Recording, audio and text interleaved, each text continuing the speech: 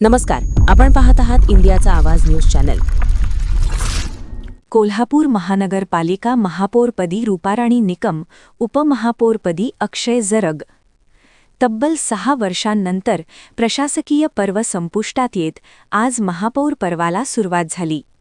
महापालिकेत महापौर व उपमहापौर निवडीची विशेष सभा पार पडली.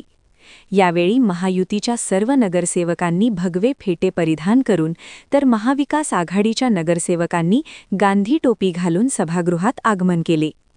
महायुतीकडून भाजपच्या रूपाराणी निकम यांची 35 विरुद्ध 40 मतांनी महापौरपदी निवड करण्यात आली, तर जनसुराज्य पक्षाचे अक्षय जरग यांची उपमहापौरपदी निवड जाहीर झाली.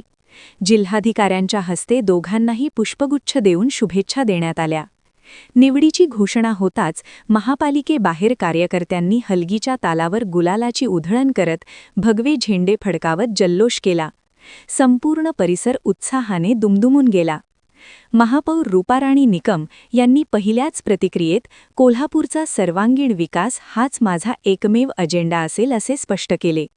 यावेळी राज्यसभेचे खासदार मुन्ना महाडेक यांनी काँग्रेसने महापौर निवड बिनविरोध करायला हवी होती असे मत व्यक्त केले.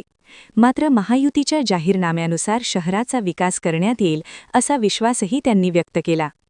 आमदार राजेश क्षीरसागर यांनी आयटी पार्कचा प्रश्न तसेच अनेक वर्षांपासून रखडलेला हद्दवाढीचा मुद्दा मार्गी लावण्यात येईल असे सांगितले.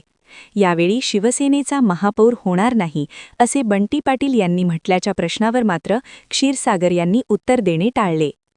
महिला महापौर झाल्यामुळे शहरातील लाडक्या बहिणींमध्ये आनंदाचे वातावरण पाहायला मिळाले.